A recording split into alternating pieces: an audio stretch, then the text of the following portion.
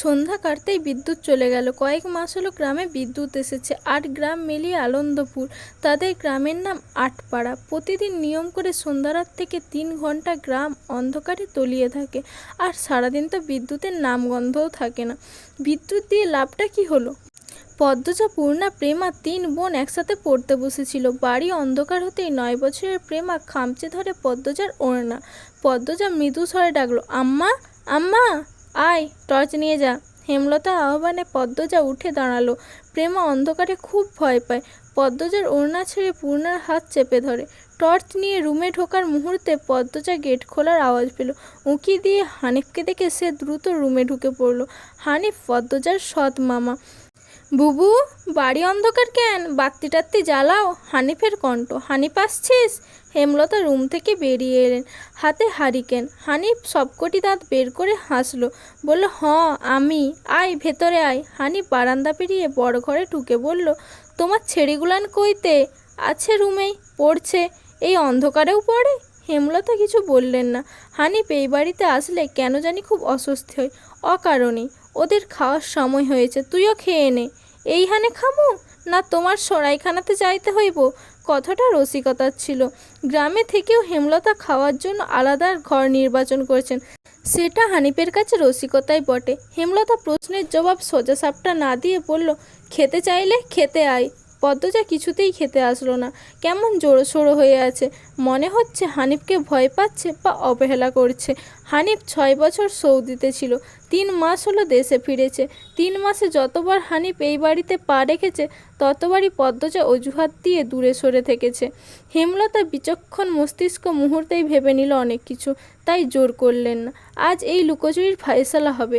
হানিফ পদ্মজাকে দেখার জন্য অনেক ছলচাতুরি করলো, কিছুতেই সুযোগ পেল না। বিদ্যুৎ আসার ঘণ্টাখানেক পর হানিফ চলে যায়। পূর্ণা, প্রেমা রুমে ঢুকতেই পদ্মজা ঝাঁপিয়ে পড়ল। রুদ্ধশ্বাস কণ্ঠে বলল, কতবার না করেছি লোকটার পাশে বেশিক্ষণ না থাকতে। তোরা কেন শুনিস না আমার কথা? পূর্ণা ও প্রেমা বিস্ময়ে হতবিহ্বল। পদ্মজা কখনো তাদের এমন নিষেধ দেয়নি, তাহলে এখন কেন এমন বলছে? হেমলতা রুমে ঢুকতেই পদ্মজা চুপসে গেল। পদ্ম, আমার রুমে আয়। মায়ের এমন কঠিন কণ্ঠ শুনে পদ্মজার কলিজা শুকিয়ে আসে। হেমলতা নিজের ঘরে চলে যান। হেমলতা মেয়ের দিকে তীক্ষ্ণ দৃষ্টিতে তাকিয়ে আছেন। পদ্মজা নতজানু হয়ে কাঁপছে। সুন্দরীরা ভীতু আর বোকা হয় তার দৃষ্টান্ত প্রমাণ পদ্মজা। হেমলতার খুব মায়া হয় পদ্মজার সাথে উঁচু কণ্ঠে কথা বলতে। পদ্মজা রূপসী বলেই হয়তো। গোপনে আবেগ লুকিয়ে তিনি বজ্রকণ্ঠে প্রশ্ন করলেন, কি লুকোচ্ছিস? হানিফের সামনে যেতে চাস না? সে কি করেছে? পদ্মজা ফোঁপাতে থাকে। হেমলতা সেকেন্ড কয়েক সময় নিয়ে নিজেকে সামলান। কণ্ঠ নরম করে বললেন, হানিফ ধরিবাজ লোক, সৎ ভাই বলে বলছি না। আমি জানি তার ব্যাপারে যে কোনো কথা আমার বিশ্বাস হবে। তুই বল, কি লুকোচ্ছিস? মায়ের আদুরে কণ্ঠে পদ্মজা আচমকা বাঁধভাঙা নদীর মতো হু হু করে কেঁদে উঠল। বাড়িটা মোড়ল বাড়ি নামে পরিচিত। পদ্মজার দাদার নাম ছিল মিয়াফর মোড়ল। তিনি গ্রামের একজন সম্মানিত লোক ছিলেন। ৬ কাঠার জমির ওপর টিনের বিশাল বড় বাড়ি বানিয়েছিলেন ৪ ছেলের জন্য। 2 ছেলে 16 বছর আগে 1971 সালে যুদ্ধে নিহত হয়েছে। দুজনই টকবকে যুবক ছিল, আর একজন 8 বছর বয়সে কলেরা রোগে গত হলো। বাকি রইল মোর্শেদ মোড়ল। বর্তমানে এই বাড়ি মোর্শেদের অধীনে, যদিও তিনি থাকেন না সব সময়। পুরো বাড়ির চারপাশ জুড়ে গাছগাছালি, বাড়ির পিছনে নদী। রাত 9টা বাজলেই পরিবেশ নিঃশব্দে রাতের রূপ ধারণ করে। রাতের এই নির্জন প্রান্তর ঝিঁঝি পোকার ডাক ছেড়ে গেছে। ঝিঁঝি পোকার সাথে পদ্মজার ভাঙা কান্না মিলেমিশে ভৌতিক পরিবেশ সৃষ্টি করেছে। মনে হচ্ছে কোনো আত্মা তার ইহজীবনে না পাওয়া কোনো বস্তুর শোকে এমন মরাসুর ধরেছে। হেমলতা পদ্মজাকে টেনে পাশে বসান। পদ্মজা ডান হাতের উল্টো পাশ দিয়ে চোখের জল মুছে হেমলতাকে বলল, মামা, সৌদিতে যাওয়ার আগের দিন আমাদের সবার দাওয়াত ছিল না নানা বাড়ি? খালামণি, ভাই বোনেরা এসেছিল। সেদিন ঢাকা থেকে যাত্রার লোক আসছিল।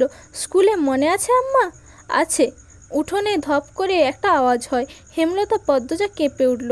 পূর্ণা প্রেমা দাঁড়িয়ে কান পেতে রেখেছিল মা বোনের কথা শুনতে। হুট করে কিছু পড়ে যাওয়ার আওয়াজ হওয়াতে দুজন ভয় পেয়ে যায়। দরজা ঠেলে হুড়মুড়িয়ে রুমে ঢুকে পড়ে। হেমলতা বড় মেয়ের সাথে গোপন বৈঠক ভেঙে দ্রুত বারান্দায় এসে দাঁড়ান। উঠানে বিদ্যুৎ নেই, হ্যারিকেন জ্বালায়। পিছনে 3 মেয়ে এসে দাঁড়িয়েছে। একজন মায়ের 3 মেয়ে নিয়ে একা এত বড় বাড়িতে বাস করাও যুদ্ধ বটে। হেমলতা গলা উঁচিয়ে প্রশ্ন করলেন, কে কে ওখানে? আমি। চিরপরিচিত কণ্ঠ চিনতে হেমলতার বিড়ম্বনা হলো না। তিনি ব্যস্ত পায়ে উঠোনে নেমে আসেন। গেটের পাশে মোর্শেদ মোড়ল পড়ে রয়েছেন, গায়ে চাদর, হাঁপড়ের মতো বুক ওঠানামা করছে তার, যেন দম ফুরিয়ে যাচ্ছে। হেমলতা দুহাতে মোর্শেদকে আঁকড়ে ধরলেন। পদ্মজা পূর্ণা দৌড়ে আসে। মোর্শেদের এমাফাইসিমা রোগ আছে। এই রোগে অল্প চলাফেরাতেই শ্বাসটানের উপক্রম হয় এবং দম ফুরিয়ে যায়। শ্বাস নেবার সময় গলার শিরা ভরে যায়। 3 মা মেয়ে মোর্শেদকে ধরে রুমে নিয়ে আসে। মোর্শেদ এভাবে হুটহাট করে বাড়ি ফিরে, কখনো কাকডাকা ভোরে, কখনো নিশুতি রাতে, বা কখনো কাঠফাটা রোদে।